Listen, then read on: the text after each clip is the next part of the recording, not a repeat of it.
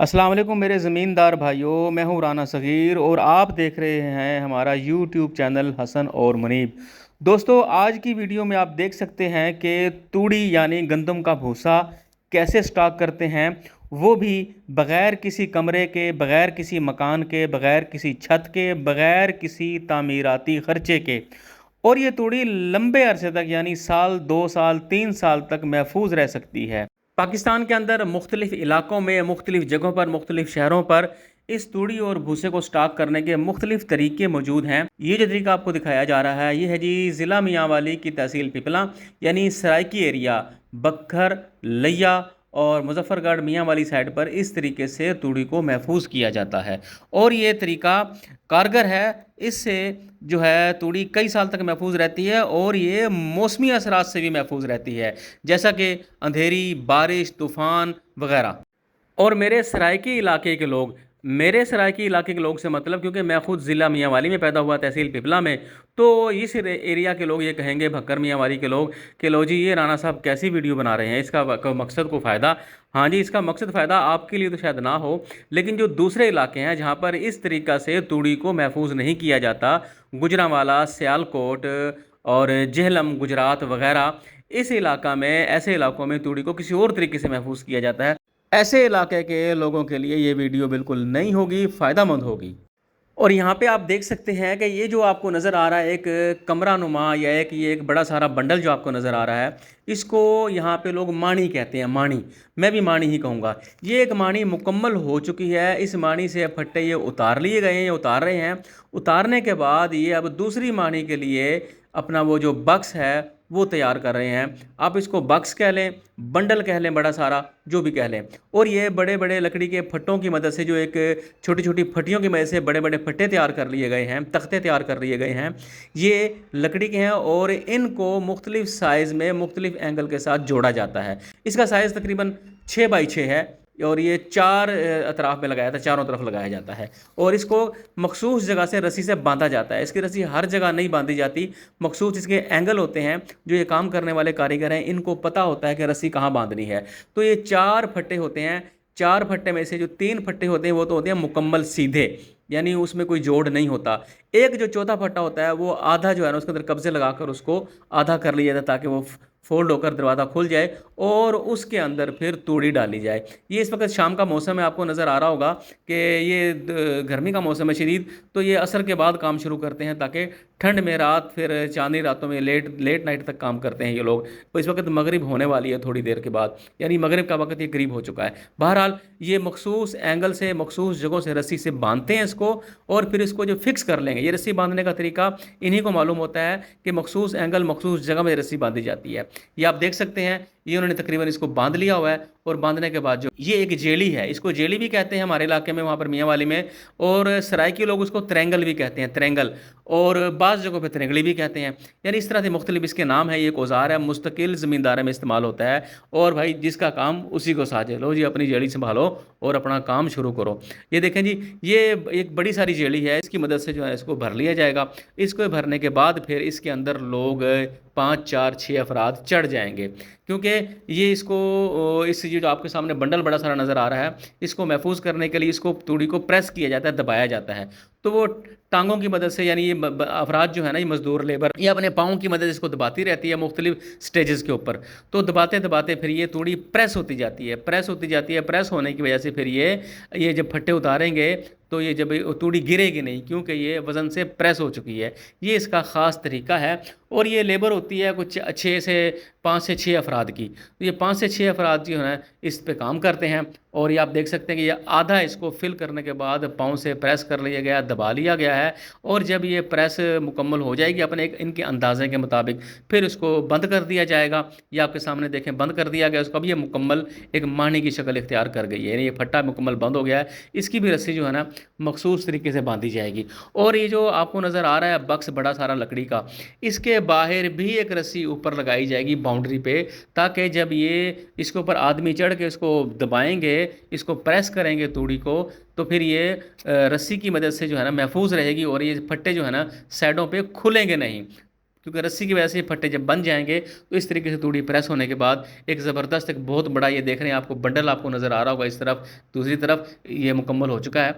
और ये बंडल आप इसको कह लें, इसको मानी में से बोलते हैं, आपको नज़र आ रहा है। इस तरीके से फिर ये बन जाएगा। ये पंजाब के अंदर मुख्तलिफ तरीके से तूड़ी महफूज की जाती है और इस इलाका में सराइकी एरिया में इस तरीके से तूड़ी महफूज की जाती है। इसके लिए कोई छत की, किसी मकान की, किसी कमरे की कोई ज़रूरत नहीं है। और आज से तकरीबन कोई 15 साल पहले, 10 साल पहले, 20 साल पहले, 30 साल पहले ये चारपाइयों की मदद से बनाई जाती थी। जहाँ पे आपको ये फट्टे नज़र आ रहे हैं ना, जहाँ पर 4 चारपाई, 5 चारपाई, 6 चारपाई, इसके साइज़ होते थे मुख्तलिफ। वो तय करते थे कारीगर, लेबर, के 6 चारपाई वाली बनवानी है कि 8 चारपाई वाली 4 चारपाई वाली बनवानी है। तो वो चारपाइयों की मदद से बनाया जाता था। जैसे ये फट्टे इस्तेमाल हो रहे हैं, ये देखें आप, शाम का वक्त है, सूरज जो है ना वो गुरूब होने को है, आपको दिखा दिया मैंने। तो ये चारपाई की मदद से बनाई जाती थी। अब ज़रा इसने जिद्दत इख्तियार कर ली है, इस मानी ने और इस तरीक़ाकार ने, तो ये जिद्दत ये आई कि अब इन्होंने फट्टे से काम कर लिया और इस तरह से इनका काम बहुत आसान हो गया। ये 6 बंदों की तकरीबन लेबर होती है, 5 की, 6 की, और ये एक दिन में तकरीबन 10 मानियाँ बांध लेते हैं। और इस तरह से काम भी आसान हो गया, चारपाइयों से काम लेट होता था और इन फट्टों की मदद से ज़रा काम आसान हो गया है। अब ये दूसरा मरला इसका आ गया। आधा जो है ना, पहले आपने देखा दरवाज़ा खोल के इसको इसके अंदर तूड़ी डाली थी। अब इसको दबाया जा रहा है, मज़ीद टांगों से, लातों से इसको दबाया जा रहा है, मुख्तलिफ़ चीज़ों से इसको प्रेस किया जा रहा है, क्योंकि ये प्रेस होगी तो ये मानी कारगर होगी, वरना ये गिर जाएगी और ये फ़ायदा मंद नहीं होगी। ये आप देख सकते हैं कि अंदर जो काम कर रहे हैं। और ये तूड़ी तूड़ी इसके अंदर डाली जाती है जी। एक पल्ली होती है तोड़े की बनी हुई, गट्टुओं की बनी हुई, खाद के खाली होते हैं, उन्होंने मकामी तौर पर बनाई होती है, उससे ये भर भर के जो है ना सारी तूड़ी इसके अंदर ला के डाल देते हैं। और जब ये मुकम्मल तौर पर भर जाएगी तो उसको फ़ाइनल शक्ल दे दी जाएगी। अच्छा जी, यहाँ पर ये एक तरीका आप देख लें कि ये तूड़ी जो लोग इस्तेमाल करते हैं, जिन्होंने घरों में जानवर रखे होते हैं दूध के लिए या दीगर कुर्बानी वगैरह के लिए, या और बकरी वगैरह, भेड़ें वगैरह, जो तरीकाकार होता है आप सबको मालूम है कि ज़मींदार लोग अपने घरों में जानवर रखते हैं, वो सब के लिए ये तूड़ी इस्तेमाल करते हैं, सारा साल महफूज रखते हैं कि उनका एक चारे के तौर पे इस्तेमाल होती है, इसलिए तूड़ी काम आती है। और बड़े शहरों में इसके दीगर इस्तेमाल भी होते हैं, जो गत्ता फैक्ट्री और कागज़ वगैरह ही, वो एक प्रोसीजर अलग है, वो भी इनसे तूड़ी ख़रीद के लेके जाते हैं। मिसाल के तौर पर जिन लोगों के जानवर नहीं होते या जिनके पास अपने इस्तेमाल से तूड़ी ज़्यादा होती है, वो इसको फ़रोख्त कर देते हैं। ये एक बाकायदा इंडस्ट्री है, बाकायदा एक सनत है, बाकायदा एक काम है, ये कोई गैर अहम चीज़ नहीं है।